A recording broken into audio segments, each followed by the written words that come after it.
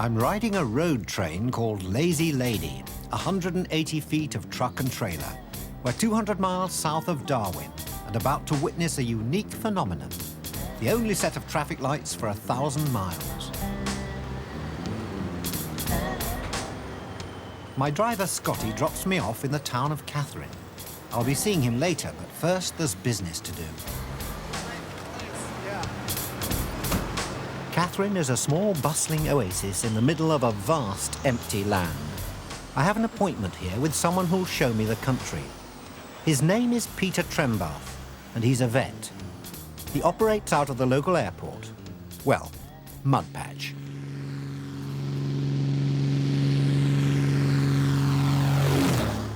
Peter flies his own aircraft.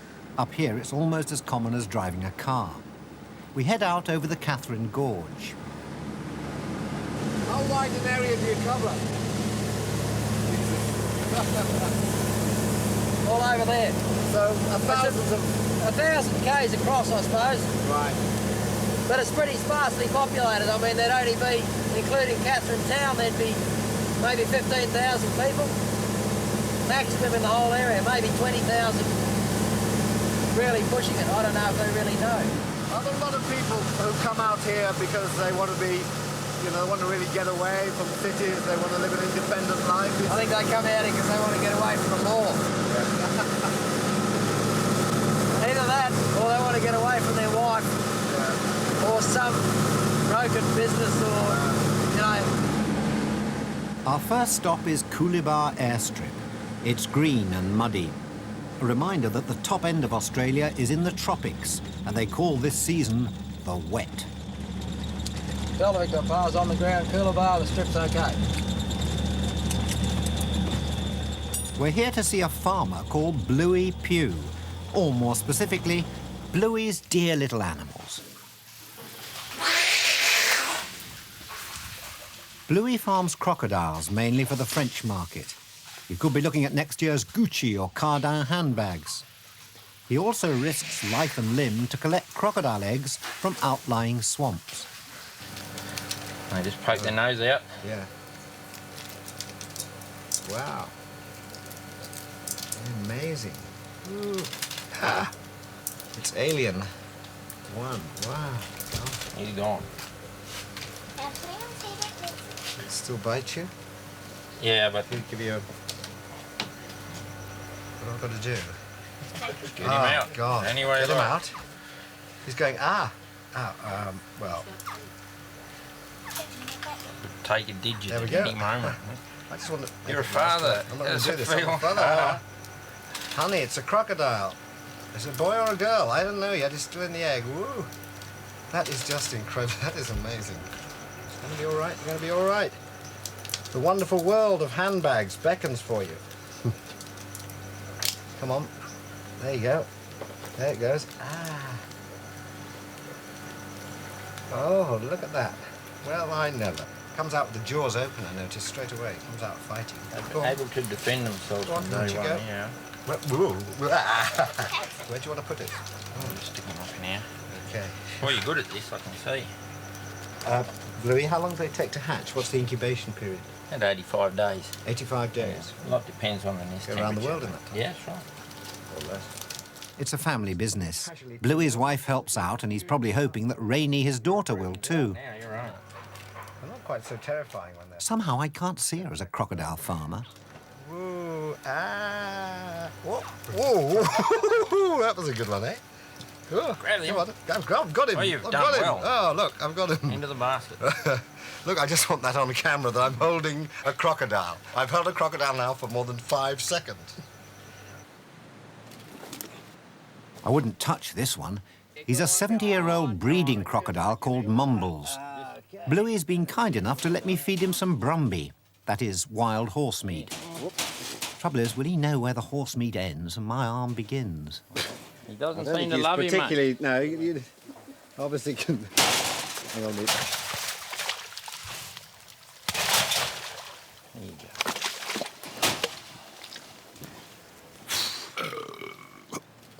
I have nothing to You've say. got a belt. I have nothing to say apart from asking him to eat all that with no teeth. I don't know, he Just can goes give you a down nasty suck, you know. The real reason we're here is because another of Bluey's breeding crocodiles is feeling a little off colour. He's not keen to come to the surgery either.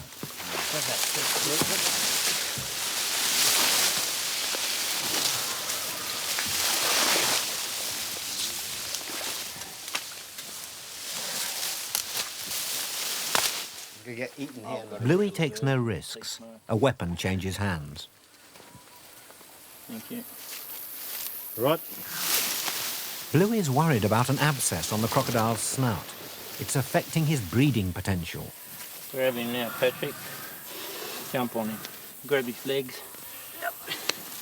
Where's my telecom rope? Off the top of the fence. Peter prepares to cut away the diseased tissue. Not as radical as it sounds. The croc's snout is devoid of sensation. The flesh no longer has any feeling. You sort of have to look after him a Yeah, bit and so mother this him is- along. This is a breeder, so he's worth of it. Yeah. You put a figure on it, how much it might be worth? He's not worth as much as we are. I'll just trim him up a bit, I think. What does that mean? Just take some of this. Take the bits off and let it heal up a bit better. Yeah. Ooh. Do you think that hurts as much as it looks as though it hurts? Or? Now, a lot of that's desensitised. It goes dead when they get damaged like that. So he's actually cut in there. That's why I reckon he can't submerge. You ever been frightened by a crocodile, Louis? Do I get frightened? Ever? Oh, yeah. That's what keeps me alive. Fear.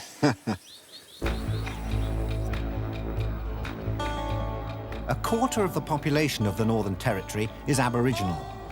In the last 20 years, land rights acts have given them large and potentially rich areas of influence. Next on Peter's rounds is a 300-mile hop to the Aboriginal settlement of Manyalaluk. We better get into it. Yeah, right. Peter's here for routine veterinary work, spaying, spraying, delousing, worming, and giving a jab to anything that moves.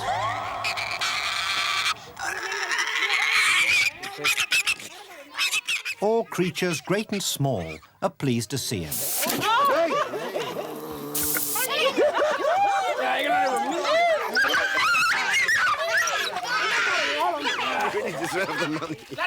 I asked Peter and his assistant Trish if they're ever bitten.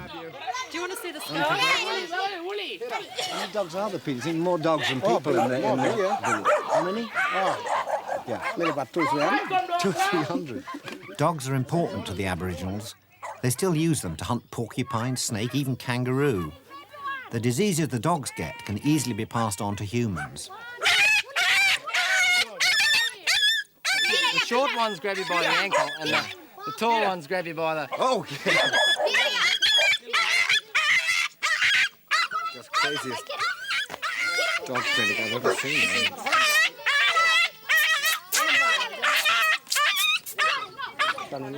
You ever needled a dog, Mike? No, I've never needled a dog, Peter. Why would I pick it up? There's not much call for it in my work, but You've got to be a bit like a javelin thrower. jab it in a bit hard. Experts. Years of practice. Righto, now that one, we'll give it another 15 minutes, thank you. 15 minutes after the jab, then Then we do the operation. and then when do they come round? How long is it before they come round? We've got a rabbit, right, hour. Yeah, Hour or so. they'll be gone by then. Righto, got Come a round and rabbit. find you've no balls. Got a rabbit, got a rabbit. Most of them, do you encourage them to be castrated and spayed? Yeah. Oh, you should have seen this place when we used to come. I mean, it's just a mess. Right, just dogs everywhere. Dogs are much better now. Yeah. I know it's all in a day's work for Peter, but I find myself affected by near-terminal squeamishness. If you're going to faint, find somewhere nice and soft. Look at faint now where these dogs are. Yeah, that's right. If you faint, you'll die. So you reckon the dog population here now is much less than it used to be as a result of this? Yeah, they're much healthier. Is there any resistance to having them cut, Peter? The owners don't mind? As Peter's handiwork takes effect, a post-operative calm descends over the village. It's been a traumatic time for all of us. I know just how this dog feels.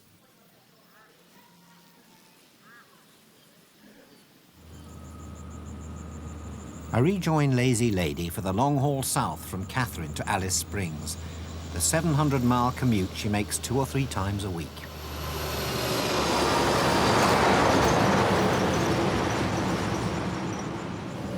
Scotty's been driving the Stuart Highway for 7 years.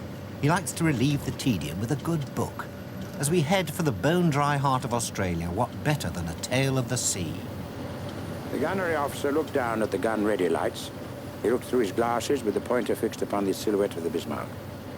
"Fire," he said. Then came the incredible roar and concussion of the salvo. A hit! A hit! At the second salvo! I told you the old Rodney would do it. Bismarck lay a shattered, burning, sinking hulk as Dorsetshire approached. Bismarck rolled over and sank, leaving the surface covered with debris and struggling men.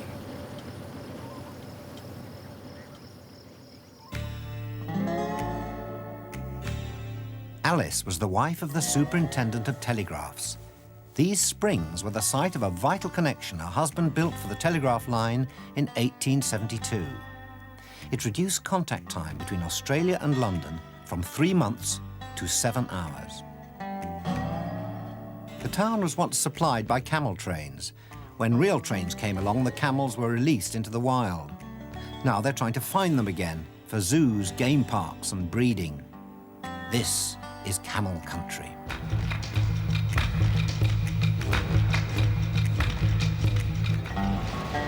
I'm driving deep into the heart of it, to a remote outback station called Kings Creek.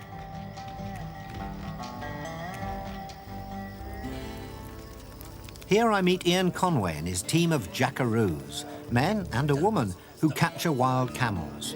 Tomorrow they'll show me how it's done. Tonight, like any other swag man, I'll camp out beside the fire. Now, are there any dangers about sleeping out here under the stars? Definitely. Snakes? Don't dingoes? sleep with your mouth open. Because Well, I dingoes won't know, come will along. I? If you've got a salty mouth in the morning, you know what the dingo's done. Yes, I don't want endanger any wildlife. No, Snakes are make love, not the It's idyllic out there. it's fairly deadly. I wouldn't camp out here anyway. Where do you pitch your 4-poster then? In the top of it. I've got an air-conditioned room back there.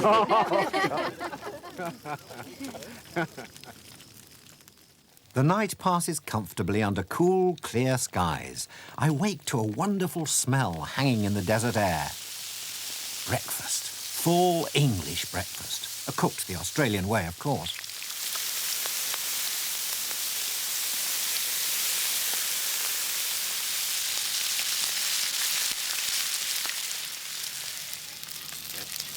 Have you watched eggs?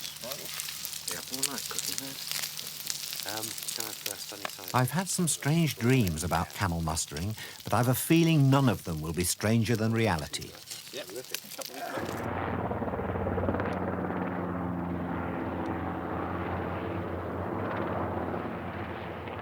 I'm right. As soon as the spotter helicopter moves the herd towards us, I'm in a world which nothing I've ever experienced has prepared me for. I'm also clinging for dear life onto the back of Ian's 4-wheel drive with a Dane called Gunnar. I'd only asked Ian if I could watch. I'm going to get ready for this now. Now I know Ian won't be happy until I've lassoed a camel. It looks easy, but it's their terrain, not ours. The camels toy with us, knowing just when to turn, when to stop, when to slow, and when to lead us off into the trees again.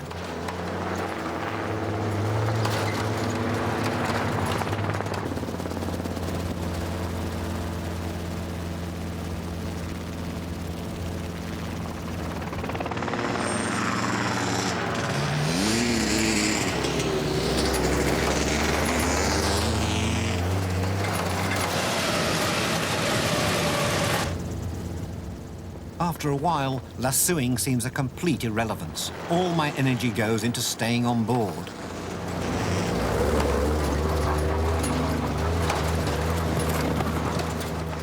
A choking cloud of dust rises around me. The camel stops, twists and turns away again. My ribs crack the bar as Ian stands first on the brake, then the accelerator.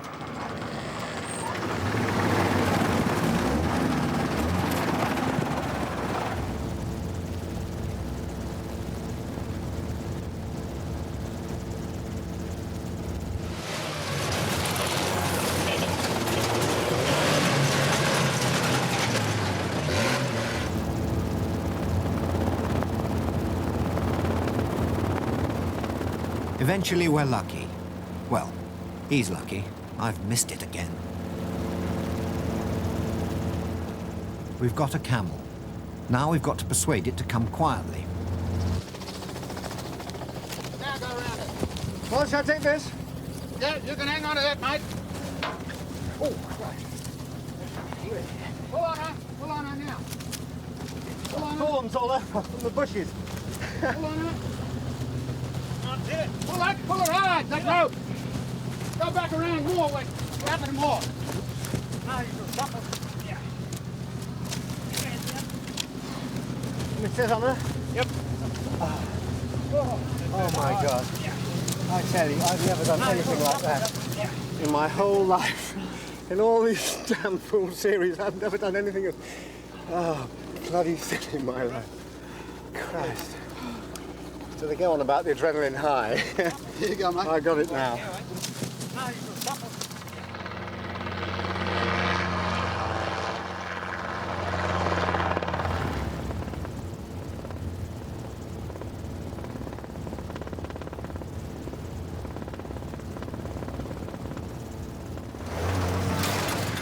Just as I'm wondering if I can go home, Ian spots another prospect, and we're into action again.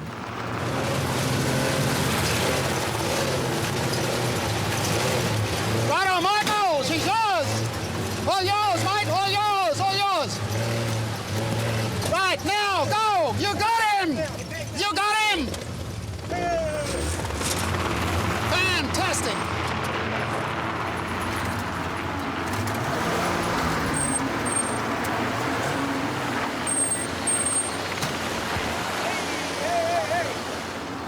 Sorry.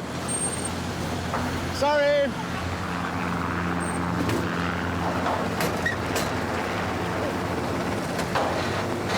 Pull on her! Pull on her now!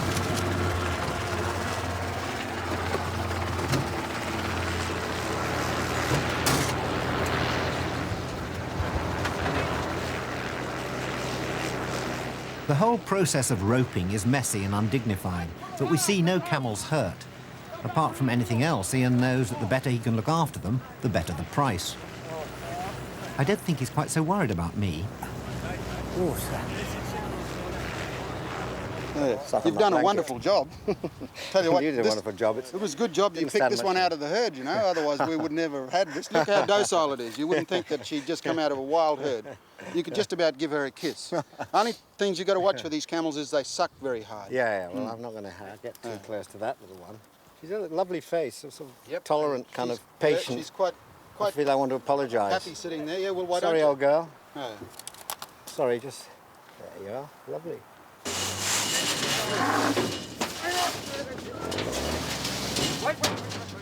From here, the camels will go to Ian's farm for a few weeks pampering, and then they, like me, will have to move on.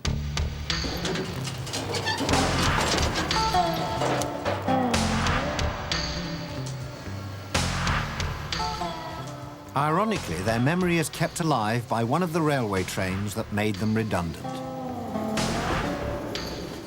It's called the Ghan, after the Afghan camels and their drivers who helped build the first railway line across the desert.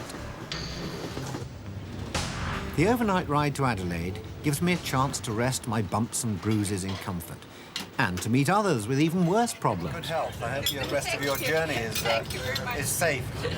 You don't break the other arm. Yeah, I hope so.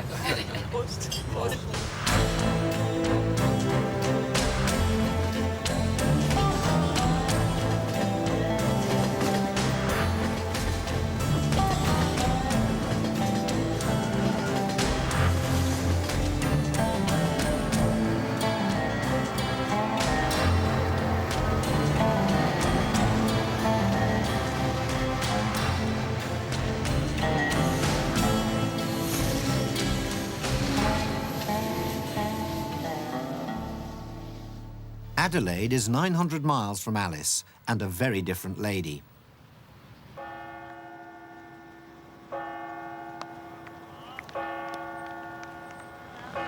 Unlike Sydney, Adelaide was never a convict colony. Its wealth, like its respectability, was acquired slowly and soberly. It's just what I need. A quiet day or two in a good hotel. A book, a drink, a chance to recover from too many nights in the bush. But it is not to be. My arrival has coincided with one of the biggest social events of Adelaide's year, the Desperate and Dateless Ball. The rules of the event are simple. Participants must be under 40, wearing evening dress, and desperate for a date. They come here as singles and leave as couples. I find a seat and keep my head down.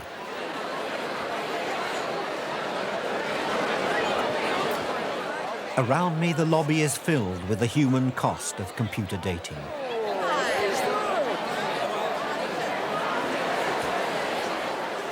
Hundreds of people looking for a sign of recognition from hundreds of other people. My hotel is only the place where the couples meet. The ball, fortunately, is a cab ride away.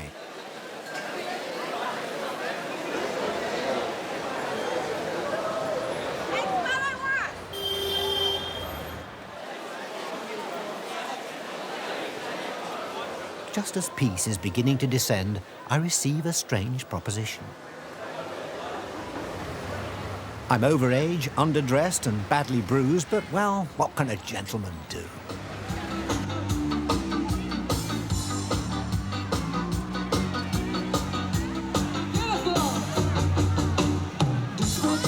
I'm feeling desperate. I got the feeling I've got no date. We're getting on so well, I think we might go on a camel mustering holiday. I need a name. Desperate and dateless, lonely and helpless. Over there, there's my date.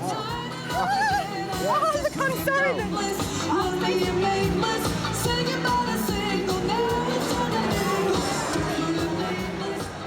Not to worry, my book's getting rather exciting.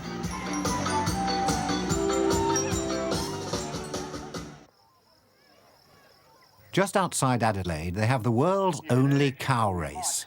At least it's a chance to get away from camels. For a moment, my heart freezes, but we're soon into the serious business, which has brought all these people to the little farming community of Mount Compass. There's plenty of rattles down there utterly good and could come with a rush. Well, that says it all, doesn't it? 125, got to be careful with the flies and the sneezing. Before you can race a cow, you have to buy the right to ride it. And that means an auction.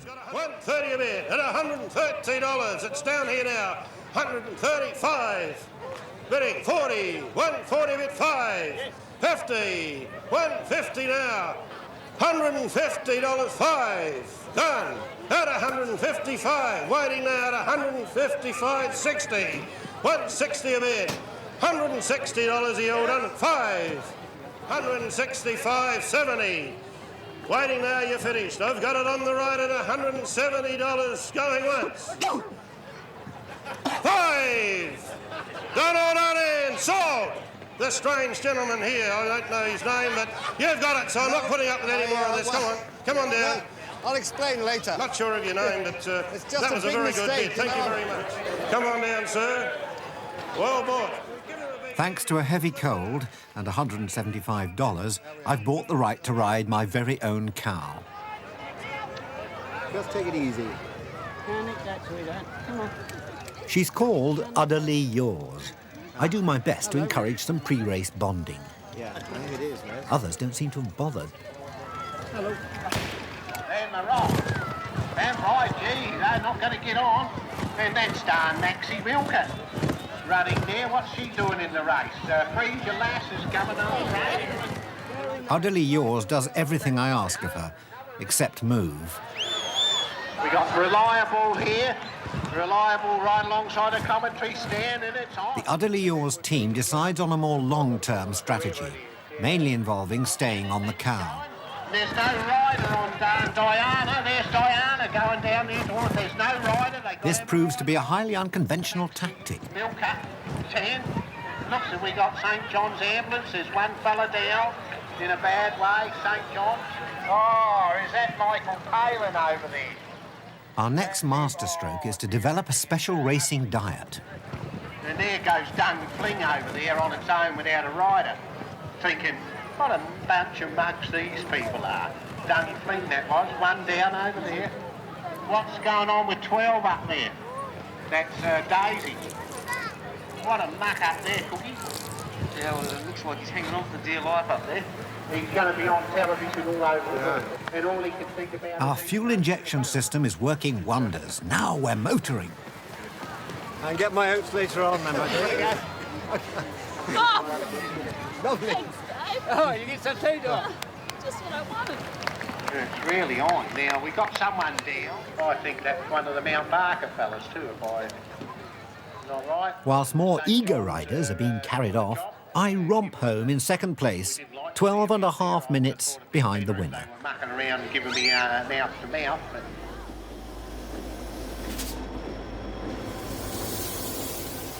This is the Indian Pacific. Now that we've crossed Australia from north to south, it'll take us on a 24-hour ride east to Sydney and back on course to the Pacific.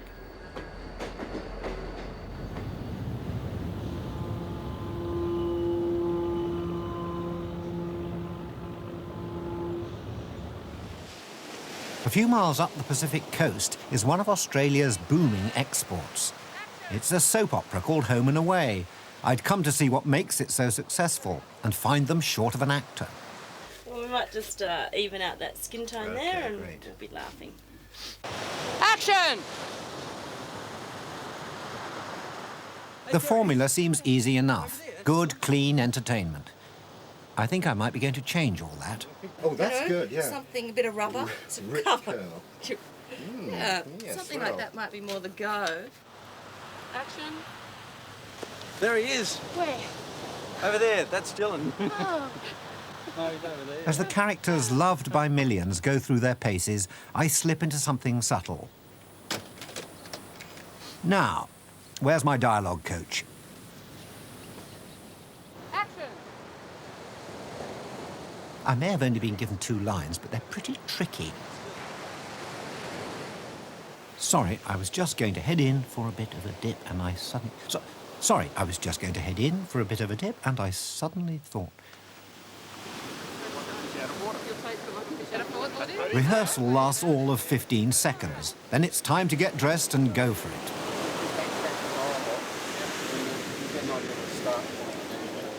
The tension mounts perceptibly. And action. Yes? Yes, I'm having a dress made. Oh. And then I went into a little decorating store. Yeah. And they had the most amazing selection of imported wallpaper. Yeah. It was all from overseas, too. Well, it would, Marilyn, if it was Yes, imported. Donald, and I saw the most perfect wallpaper for your flat. Not too masculine, not too feminine. I just know you're going to take to it like I just hope they get to my lines before the tide comes in. Would you like to come and see it? Sorry, I was just about to head in for a bit of it. I suddenly thought... Sorry, I was just about to head in for a bit of a dip. Sorry, too late. Yes? Oh, sorry. I'm just going to head in for a bit of a dip, and I suddenly thought, are there sharks in there? Sharks? No. Jolly good. Thanks awfully. Plenty of jellyfish, though! Oh, thanks. Thanks for the warning. I model the voice on Hugh Grant, the walk on John Cleese. I wonder if anyone will notice. There's an extra touch of glamour about the harbour today. The Oriana, here on her maiden voyage. I smuggle myself aboard.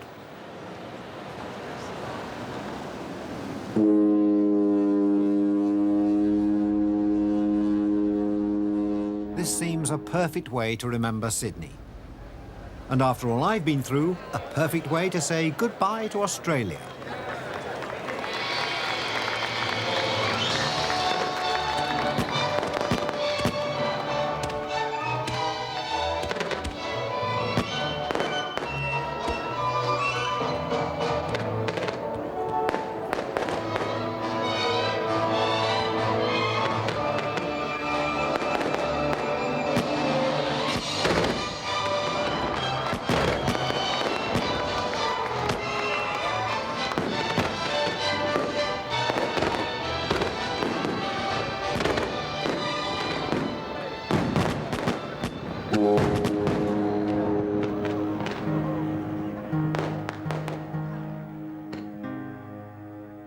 New Zealand is separated from Australia by 1,000 miles of the Tasman Sea, named after the first white man to see these islands 350 years ago.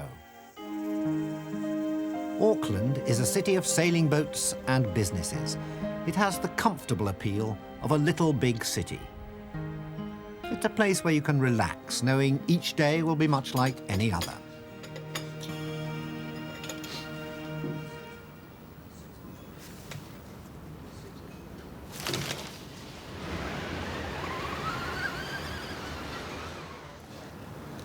Which may explain why some people want to throw themselves off buildings.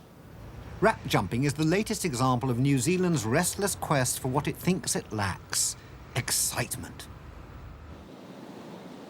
Maybe Auckland's just too comfortable. Across the Cook Strait, South Island looks more formidable. 300 miles from Auckland, a ferry runs across from Wellington into a sparsely populated land of fjords and mountains.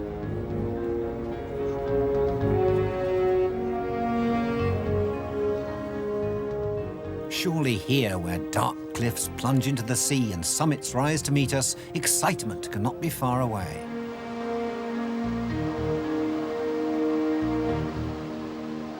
As I board the southbound train at the little town of Picton, I've a feeling that I'm soon to experience something remarkable. I'm not far wrong.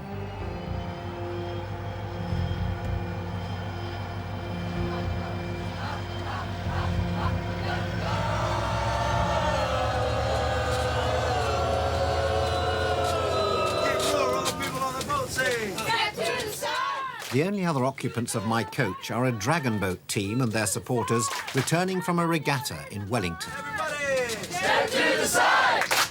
You better run and hide. Move to the side. LW is alive. Everybody in the boat, come on, I want to hear you say, "Whoa, whoa." Everybody in the boat, come on, I want to hear you say, "Whoa, whoa, whoa, whoa." Don't stop pedaling, baby, all that pedaling does us crazy. Wiggle, wiggle. Wiggle, wiggle. Don't stop pedaling, baby. All that pedaling does us crazy. Wiggle, wiggle. Wiggle, wiggle. By the time we reach the town of Kaikoura, they've worn themselves out. I have to be honest, it's positively refreshing to be amongst shy, retiring New Zealanders again.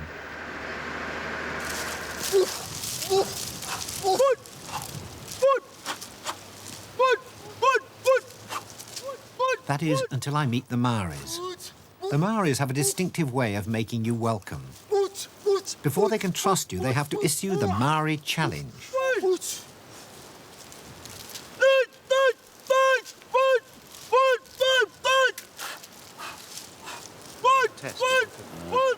The Maoris arrived in these islands over 1,000 years ago. The challenge is still issued when an outsider is received into the tribe. Today it's my turn. The branch of peace is laid on the ground.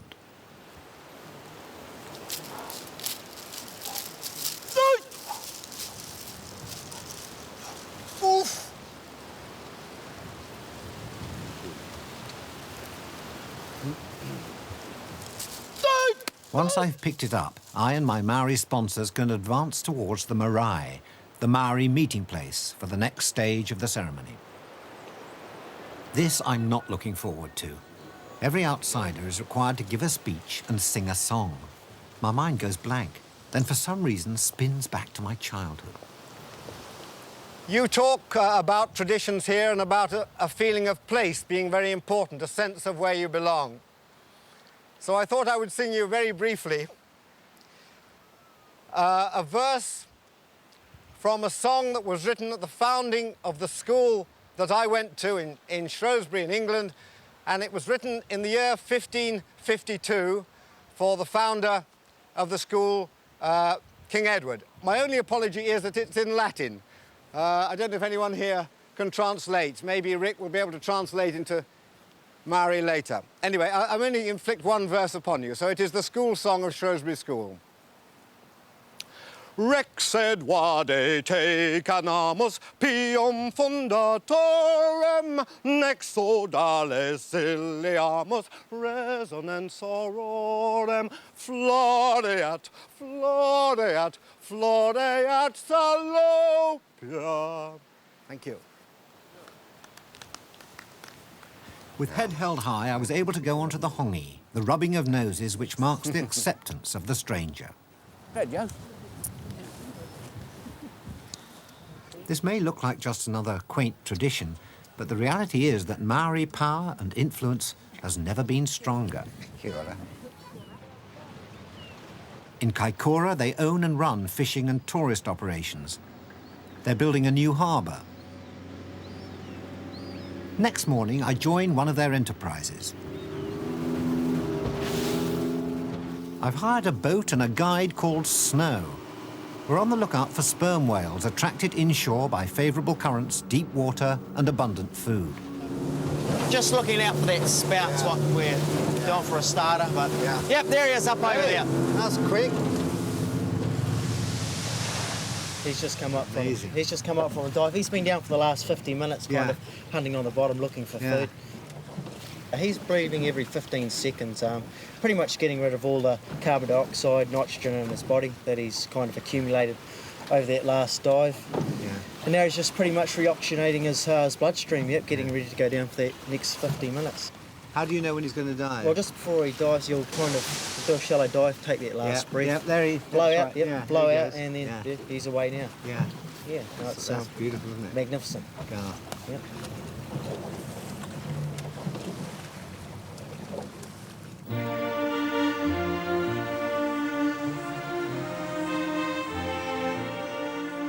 The further south you go in New Zealand, the more like home it becomes, and the more I'm tempted to regress to the erratic days of my youth.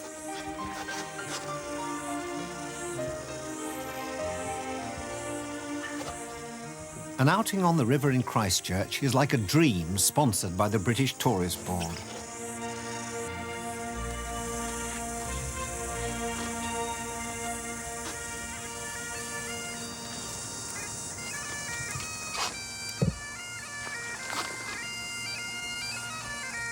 Every cliché is ripened by the soft summer sun.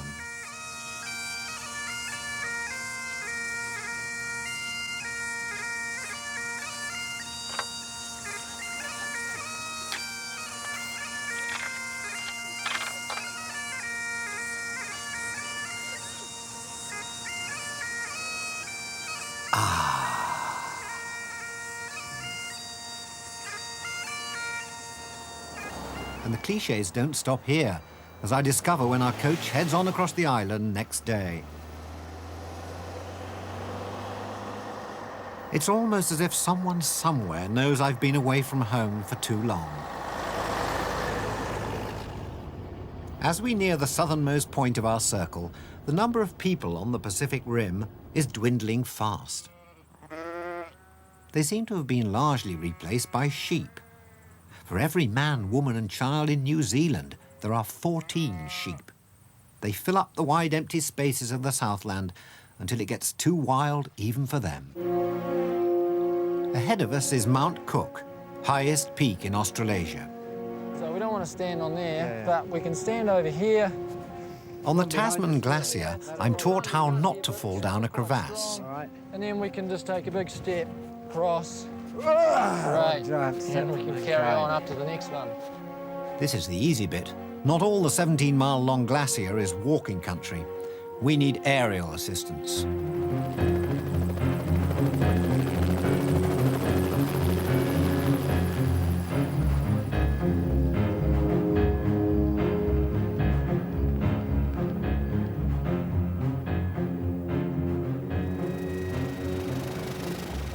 This is tough country. Sir Edmund Hillary, the conqueror of Everest, and perhaps the most famous New Zealander of them all, trained among these ice fields and rock walls.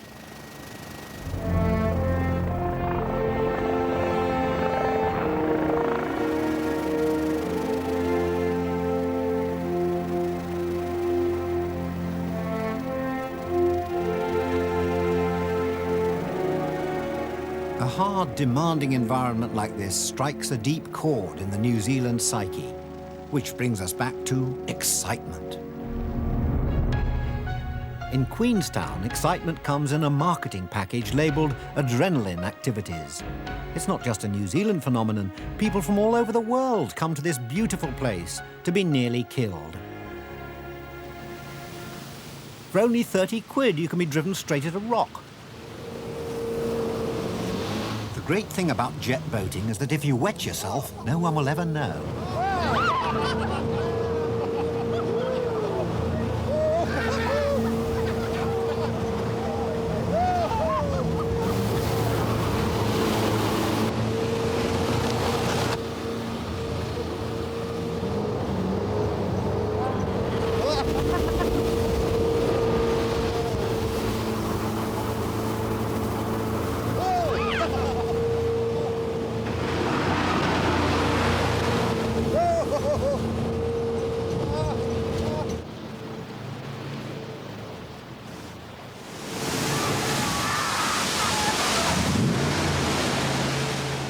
If you survive this, and most people do, you can still throw yourself off a bridge and be home in time for dinner.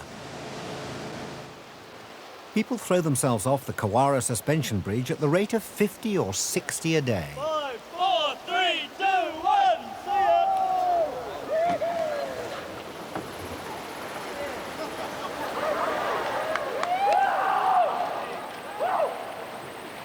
4, 3, 2, 1.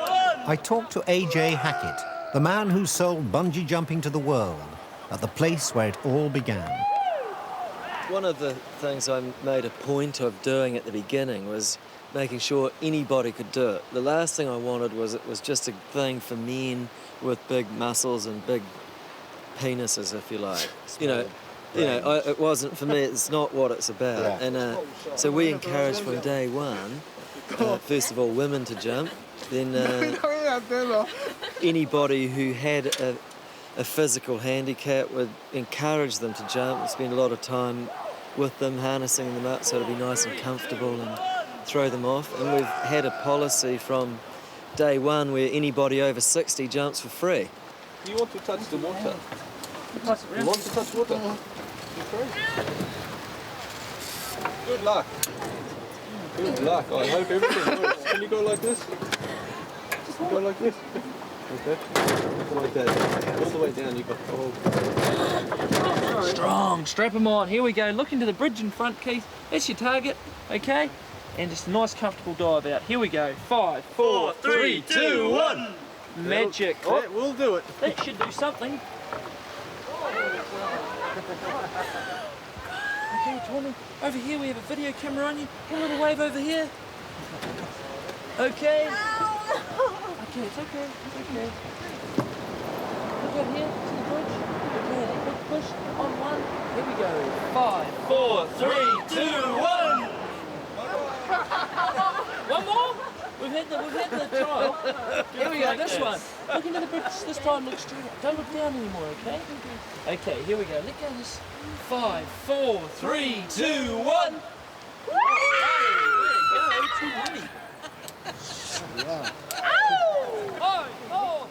Apparently they don't get many people over 36 jumping. I suppose it's fear. But I like to think it's wisdom. Dunedin Station on a wet, grey day. Robbie Burns' statue confirms Dunedin's origins. This is Scotland in the South Pacific.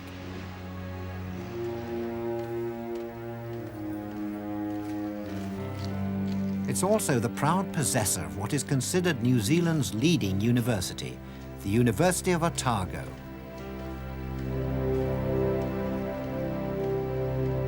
I visit Selwyn College to see what it is that pulls the cream of New Zealand's youth to this far corner of the South Island.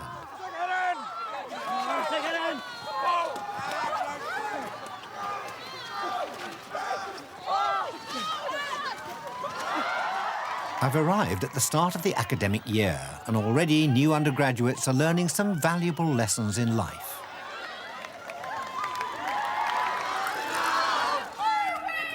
Then there's a freshman's run. I need the exercise, so I ask if I can join them. I feel like the Monty Python definition of a medieval king, the only one who hasn't got shit all over him.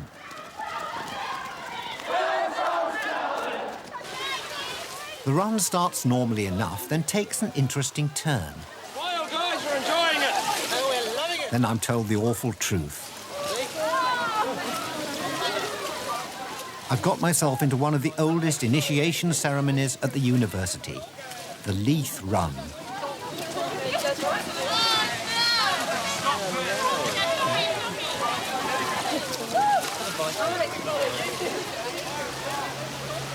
Let's go!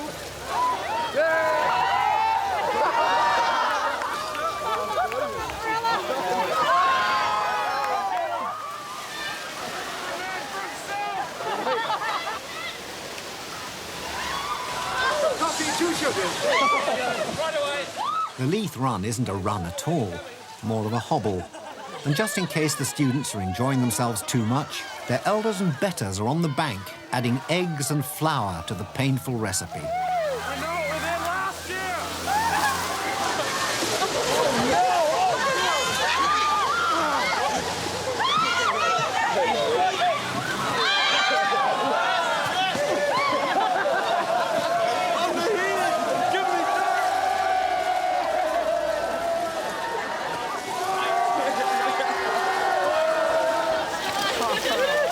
Higher education.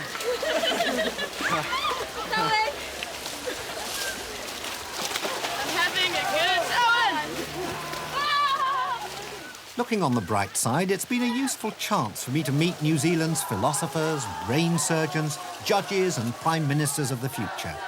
I only hope they remember me. I shan't forget them.